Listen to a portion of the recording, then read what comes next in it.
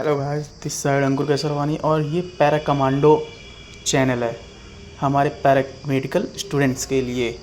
ये तब हम शुरू करते हैं आज का टॉपिक। क्या है आज का टॉपिक? आज हम पढ़ने जा रहे हैं सेकेंड ईयर स्टूडेंट्स के सिलेबस से पेपर सेकेंड से एसेप्टिक प्रैक्टिसेस या टेक्निक्स। चलिए शुरू करते हैं। पहले हम डेफिनेशन से, इसके हमने इन्हें 4 डेफिनेशन दिए हैं, ठीक है। 4 में से आप 1 या 2, कम से कम 2 याद रखिएगा, ठीक है, इन एग्ज़ाम्स के लिए। तो शुरू करते हैं। पहला, aseptic techniques refers to a procedure that performed under sterile condition. Aseptic technique जो होता है वो एक प्रोसीजर होता है जो स्ट्रायल कंडीशन के अंडर में काम करता है। स्ट्रायल यानी free from all micro organisms, ठीक है। दूसरा, this include medical and laboratory techniques which deal with cultures and human cells and tissues for transplantation. इसमें इंक्लूड करता है मेडिकल और लेबोरेटरी टेक्निक्स, यानी कि जो मेडिकली सर्जरीज़ में यूज़ होते हैं चीज़ें, और लेबोरेटरीज़ में जो यूज़ होती हैं मशीनरीज़, उन सब चीज़ों को भी free from all micro organisms किए जाते हैं, जिससे जो माइक्रो ऑर्गेनिज्म ट्रांसप्लांट होने वाले हैं या फिर कोई भी सर्जरी होने वाली है उसमें ट्रांसप्लांट या ट्रांसफॉर्म ना हो, ठीक है। तो तीसरा देखते हैं, aseptic practices are procedures and techniques used to prevent the entry of infections agents such as bacteria, viruses and fungi into the body or into medical devices, ठीक है। एसेप्टिक प्रैक्टिसेस या प्रोसीजर या टेक्निक यूज़ होती है उसमें जो infection होते हैं, जो इन्फेक्शियस वायरसेस होते हैं, बैक्टीरिया होते हैं या फंजाई होते हैं, वो जो मेडिकल डिवाइसेस होते हैं, इंस्ट्रूमेंट्स होती हैं, उनमें होते हैं, ठीक है। तो उसमें वो उस प्रोसेस से free from all micro organisms करते हैं, यानी कि क्लीन करते हैं, स्ट्राइल करते हैं। तब देखेंगे गोल के हिसाब से क्या इसकी डेफिनेशन बनती है। The goal of aseptic practices is to create a sterile environment and prevent contamination. ठीक है, इसका एसेप्टिक प्रैक्टिसेस का गोल क्या है? गोल इसका है कि इन्वायरमेंट और ऐसा कॉन्टामिनेशन करना है जो प्रिवेंट, बचाव रखे, ठीक है। अब हम देखते हैं इसमें कितने टाइप्स के प्रैक्टिसेस या टेक्निक्स होती हैं और कौन कौन सी होती हैं, ठीक है। पहला है sterilization, the process of eliminating all form of microbial life from a surface or object. Sterilization एक प्रोसेस है जिसमें माइक्रोबियल जो एजेंट होता है, फंजाई, वायरसेस, वो एक सरफेस से या ऑब्जेक्ट से, ठीक है, एलिमिनेट कर दिया जाए, यानी कि निकाल दिया जाए, साफ़ कर दिया जाए, ठीक है। ये 99.95% होता है, पूरी तरह नहीं होता है, ठीक है। Disinfection, the process of reducing the number of microorganism on a surface or object, ठीक है। ये एक डिसइंफेक्शन एक प्रोसेस है जिसमें हम माइक्रो ऑर्गेनिज्म के रिड्यूस कर सकते हैं, उसके जो ग्रोथ है उसको कम कर सकते हैं, ठीक है, किल नहीं कर सकते, ठीक है। और स्टेरिलाइजेशन में हम एलिमिनेट कर सकते हैं, यानी कि साफ़ कर सकते हैं, क्लीन कर सकते हैं उसे। Hand hygiene, the practice of washing hands with soap and water, ठीक है। Personal protective equipment, the use of gloves, gown, mask and eye protection to prevent exposure to infectious agent. Personal protective equipment यानी PPE, इसमें use में रहता है जो क्या, gloves, gown, mask और आई प्रोटेक्शन, जो प्रिवेंट करता है कोई भी एक्सपोजर हमारी बॉडी के हैं या कोई इंजरी है उसमें से इन्फेक्शन हमारे बॉडी में ना जाए। हम देखते हैं कौन कौन से सोर्सेज से कॉन्टामिनेट या अनस्ट्राइल हमारी सर्फेसेस या ऑब्जेक्ट्स हो सकती हैं। Sources of contamination, the atmosphere, atmosphere हमारा इन्वायरमेंट, जो हमारे आसपास इन्वायरमेंट है वो अगर गंदा है तो वो अनस्ट्राइल और कॉन्टामिनेशन होगा, ठीक है, जिससे चीज़ें स्ट्राइल नहीं हो पाएंगी, ना इंस्ट्रूमेंट, ना सरफेस, ना OT, समझ रहे हैं आप, ठीक है। द ब्रीथ, यानी जो हम अगर ब्रीथ ले रहे हैं या फिर एक्सेल इनहेल कर रहे हैं या स्नीजिंग हो गई हमें, तो वो अनस्ट्राइल कर सकता है सरफेस को, इन्वायरमेंट को, ठीक है। हैंड्स, अगर हम हैंड वॉश नहीं करे होंगे तो हमारे जो नेक्ड आई से दिखते नहीं हैं माइक्रो ऑर्गेनिज्म, वो फैल जाएंगे, इन्फेक्शन कर सकते हैं, ठीक है। क्लॉथिंग, अगर हमारे PPE किट नहीं पहने होंगे तो, या गाउन नहीं पहने होंगे तो इन्फेक्शन होने के चांसेस होंगे पेशेंट को।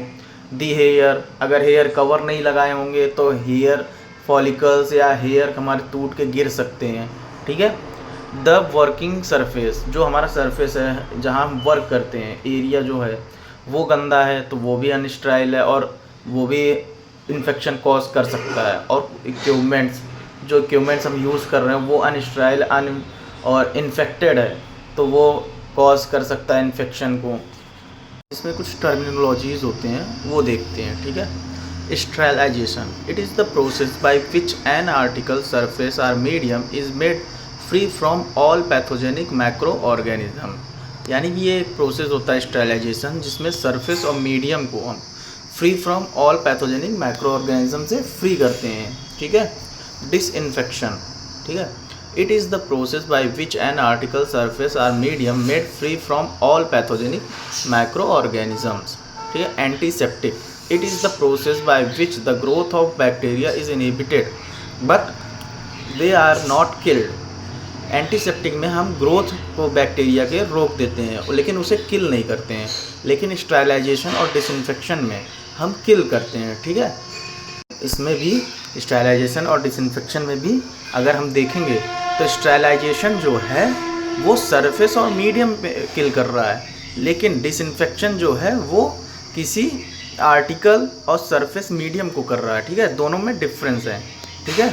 हाँ, हम कुछ एसेप्टिक टेक्निक्स के बारे में देखते हैं कि एसेप्टिक टेक्निक्स में क्या क्या आ सकते हैं। Wearing sterile gloves to prevent skin to skin contact with patient or contaminated surfaces. जब ग्लव्स हम पहनते हैं तो हम पेशेंट से स्किन टू स्किन कॉन्टैक्ट या कोई अनफेक्टेड सरफेस है, ठीक है, इन्फेक्टेड सरफेस है, उससे हम अपने आप को प्रिवेंट करते हैं, बचाव करते हैं, उसके लिए हम ग्लव्स पहनते हैं। Wearing a sterile gown to prevent skin to skin contact with patient or contaminated surfaces, ठीक है।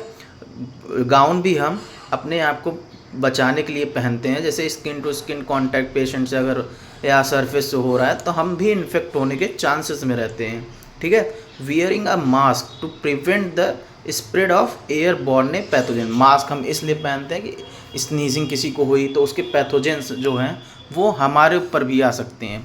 Creating a sterile surface or area for invasive processor, हम जो एरिया होता है स्टेराइल एरिया बनाते हैं जिससे जो भी इन्वेसिव प्रोसेसर होने वाले हैं, यानी कि कोई सर्जरी कोई चीज़ होने वाली है ओटी में, ठीक है, तो वो स्टेराइल सरफेस में होती हैं जिससे पेशेंट में कोई इन्फेक्शन होने के चांसेस ना रहें। Washing hands thoroughly with soap and water or using alcohol based hand sanitizer before and after processor. हाथ धोना है हमें और प्रोसेसर के पहले या बाद में दोनों टाइम पे हमें किसी अल्कोहल जिसमें ज़्यादा मात्रा में हो या सैनिटाइज़र से हमें अपने हाथ धोने हैं, ठीक है। इसमें देखते हैं इंपॉर्टेंस क्या क्या होती है एसेप्टिक टेक्निक्स में, जो हमें याद रखनी है, ठीक है। Protection of patient, minimising contamination, कम से कम कंटामिनेशन हो पाए।